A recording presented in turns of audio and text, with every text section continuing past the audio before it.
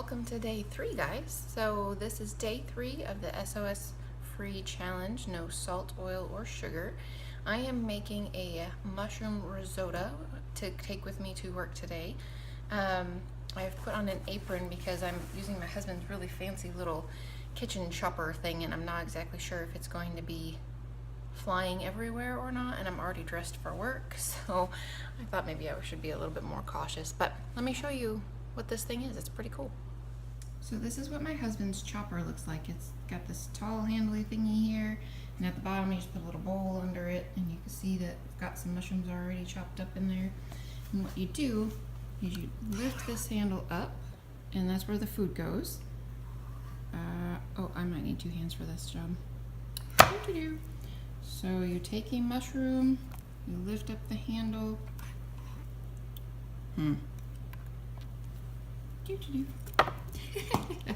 I'll show you how to do this in a second.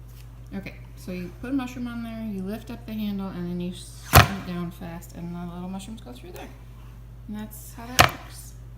It's kind of handy, actually, because when you have an entire pound of mushrooms that you want to chop, it goes really fast. So I'm going to do that. I'm going to chop up the pound of mushrooms. I'm actually going to put in a package of enoki mushrooms because I like them so much. And I can. The recipe doesn't say anything about putting them in there, but I'm going to. And there is some fresh tarragon that I picked up at the store because, here, fresh tarragon, because it said that I had to. So I did. I've never purchased tarragon before, I don't think. But anyway, so I'm going to go make up some more mushrooms. Talk to you guys in a little bit. Alright, so here are the main ingredients. I've got some enoki mushrooms, some fresh tarragon, the onions that I also chopped in the same manner as the mushrooms. There's my pile of mushrooms. Obviously, I have to have some garlic and some balsamic vinegar. So guys, I'm not really sure about this tarragon. It said to use fresh. I might have to try a piece of this and see what I think, or add only a small amount of it to start with, because it smells an awful lot like licorice, and I detest licorice. So anyway, this is the main ingredients. I will show you what it looks like. Obviously, there's arboreal rice included as well. I just haven't gotten the box out yet. But let's go start up some water. Okay guys, I believe that step number 1 is sufficiently taken care of. The onions are in there. They are translucent, although I don't think that you could tell that from the lighting in here. They're definitely translucent. So that part is done. We're going to add a tablespoon of garlic. And then we're going to add in all of our chopped mushrooms. This is a big bowl. And then we've got some more left in there. So we're going to mix those in, and that will be step 2. That actually looks very pretty just the way that it is. But they're cooking nicely. We will let those cook for, I believe it said 3 to 5 minutes before we go on to the next step. So it says to let these sit and cook for like 3 minutes or so. I've only been here for about a minute, minute and a half. I don't think that they need that. They're going to be in here for a really long time. I'm going to just start on to the next step, which is to add 1.5 cups of rice and let it cook for about 3 minutes or until the edges are translucent. So the recipe calls for 1.5 cups of arboreal rice. And I have this box that's 17.6 ounces, but there's 2.5 cups in here. And I don't really want an extra cup just hanging out, so I just put it all in. So we'll see what happens. Obviously there's a lot more rice in there now than what the recipe calls for, so to be honest with you, I added another heaping tablespoon of garlic. I don't think it's going to be a problem for the mushrooms and the onions. And yeah, I'm not sure how much water we're going to have to end up adding. And it is 3:49. I don't have to leave until 5, so we should hopefully have enough time to get this under control. And I'm going to go start the next process of adding water. You're supposed to add 1 cup of water at a time and stir it continuously for like 2 to 3 minutes while it absorbs. So it says to cook a big pot with water in it, and then you just, I guess, scoop it out one at a time. But I'm not into that. I'm just got a tea kettle over here. The water's hot in there, and then I'm going to just add it 1 cup at a time. And yes, I'll have to make another pot of water because there's no chance there's 7 cups of water in there, but I'm good with that. I don't mind doing that. So that is the next step. I'm going to be stirring for a while now. Quick side note, guys. Before you started adding water, you're supposed to add the balsamic vinegar. So I did go ahead and do that, and you're supposed to add a little bit of granulated onion as well. I don't have granulated onion, so I added some onion powder. But I added the first cup of water and it just sucked it right up pretty darn fast. This is the second cup of water, and as you can see, it's definitely not absorbing it quite as quickly this time. So I'm going to continue stirring for 2 to 3 minutes like it says, so it can absorb some of the water. And keep adding 1 cup after another, after another, after another. You get the picture. So I'll show you what the end product looks like. So I have added about 5 cups of water now, maybe 6, I'm not honestly sure. The rice is starting to get to the point where it's not firm anymore, it's just chewy, which is what we want. So I'm going to add 1 more cup of rice and do that for another few minutes. And this is where I'm going to add in the enoki mushrooms, because if you guys followed me in my last challenge, we figured out enoki mushrooms don't take very long to cook. And because risotto is supposed to have peas, I'm adding peas just because I can, because I don't know, risotto is supposed to have peas. So this is what it looks like before, and I will show you in a minute what it looks like after. Alrighty guys, so the risotto is done. And the tarragon is an absolute no-go. That's not happening. I tried a bite of it with a little tiny bit of sprinkling of tarragon on it, and I don't like it. So this is kind of the point of the recipe, the point in the recipe where you make it your own. So I've done everything that she set up until now, with the exception of the fact that I added the enoki mushrooms at the end and the peas, both of which are fabulous in there. Guys, for seriously, I added the enoki mushrooms and that cup of water all at the same time, and it just turned into this creamy, lush thing that all of a sudden I had to put another cup of water in there because it was just all light and fluffy and beautiful. It was beautifully creamy. So I added another cup of water and the peas, and it's done. I think that I've tried it. One thing I would do differently is she said to use 1/8 of a cup of balsamic vinegar for a milder flavor and 1/4 of a cup for a regular version of the recipe. And I used like more than 1/8 and less than 1/4. I probably would have gone down to 1/8. I'm not a huge fan of balsamic vinegar. It's a little bit tart in there. But here's the point where you make it your own. So what I'm going to add to it, and I've already tried a tiny little spoonful of it with this, is I'm going to add black pepper. It will taste good. And I'm going to add some nooch. Can't go wrong with nutritional yeast, and actually I think it will taste fabulous in this dish. So I'm going to put a light sprinkling of black pepper across the top.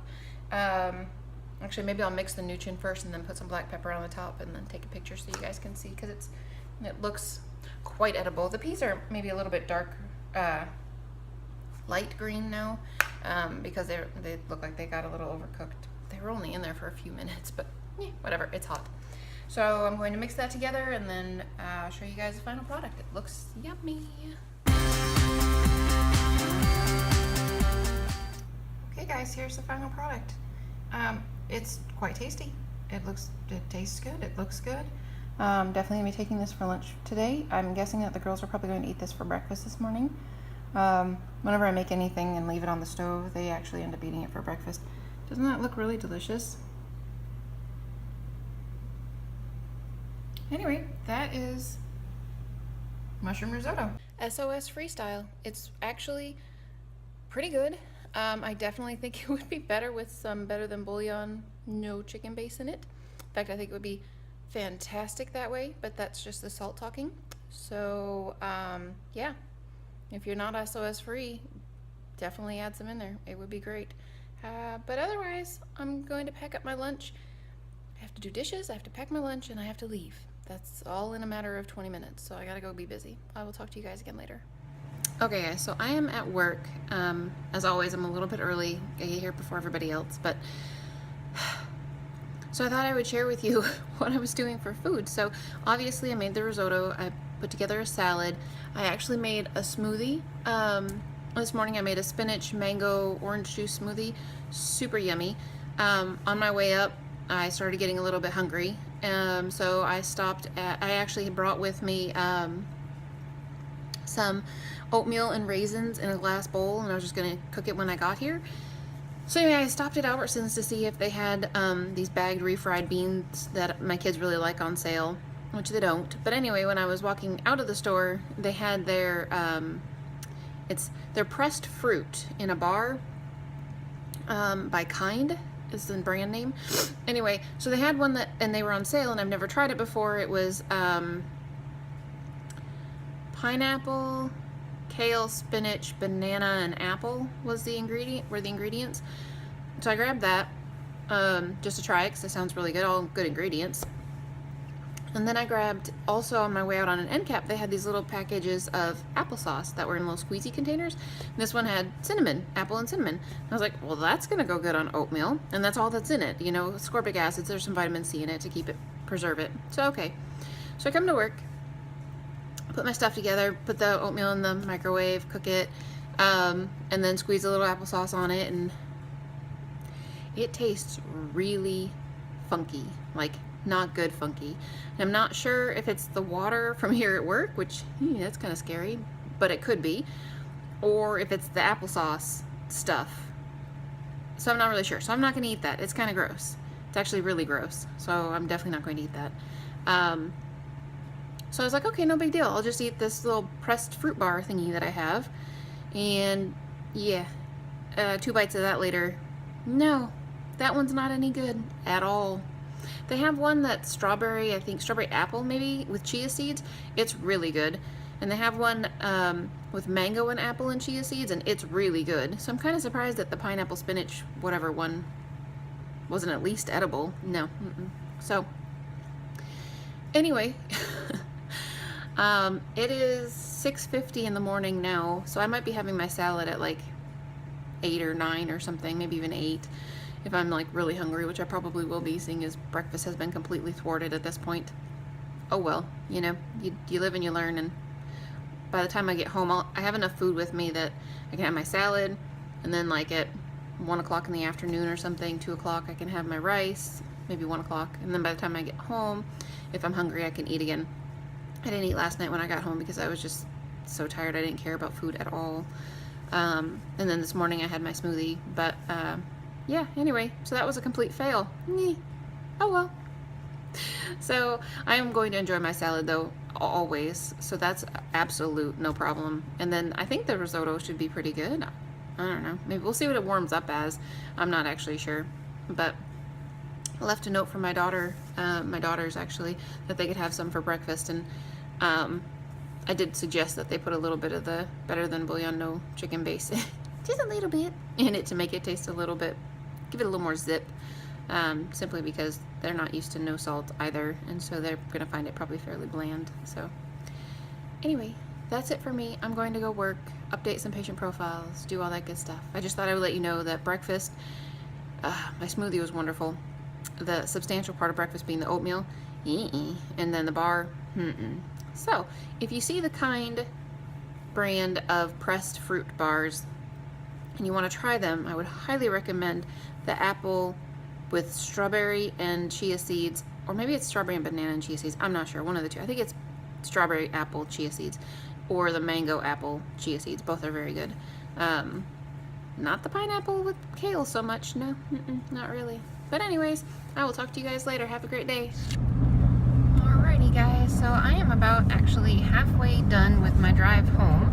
I didn't forget you guys. I just was listening to Dr. Greger's monthly, I'm not sure, YouTube live chat something or other. He just basically answers questions that people write in and ask. I find it interesting, so I was watching that on my first part of my drive home. And so I thought I would let you guys know that, so you heard about my breakfast fiasco, and then lunch came at about 9 a.m. because I was hungry because I didn't have breakfast. And my salad was awesome. Super tasty, very juicy with the corn on it, and the raisins just add a wonderful sweetness to it. Love it. Super awesome. So then I was hungry again probably about 2-ish. I think it was about 2 or 2:30. Anyway, so I warmed up my risotto, and yeah, it's okay. It's not great. It's not bad. It definitely needs salt in it, of some sort, like the better than bouillon no chicken base or something along those lines. However, that's coming from a point of view where I'm not yet neuroadapted to not eating salt. So I eat something and I expect it to have a certain particular amount of sodium flavor in it, because I am not used to eating whole foods that are not adulterated with sauces or spices or not necessarily spices, but salty sauces or that type of thing. So unfortunately, I think that the recipe itself is probably really good. I definitely would back off on the balsamic vinegar, if not just completely leave it out. In fact, I would probably suggest completely leave it out. But yeah, I think that maybe in like 3 weeks, it might have been a totally different story in terms of the recipe. I'm just not sure that I'm going to be interested in making it again because it's kind of But I think that's me. I don't know that that's actually the recipe. I think that's coming from a place of literally not being, my mouth and taste buds are not quite ready for that level of lack of flavor. So anyway, it is what it is. It was definitely edible. I ate maybe about 2/3 of it before I decided that I was full enough to be done. Didn't really want to have any more. So anyway, on my way home right now, and I don't think I'm going to eat anything when I get home, guys. I'm pretty tired, so I'm probably just going to visit with my kids for a little bit. Oh, sorry. And then, yeah, just going to visit with my kids for a little bit and then go to bed. So I want to check with you guys real quick and let you know that food wasn't a huge success today. But not necessarily because the food wasn't good. I think it's just that I'm just not ready for it yet. So I'm working on it. Okay, guys, this is it for me for the day, and I will see you tomorrow.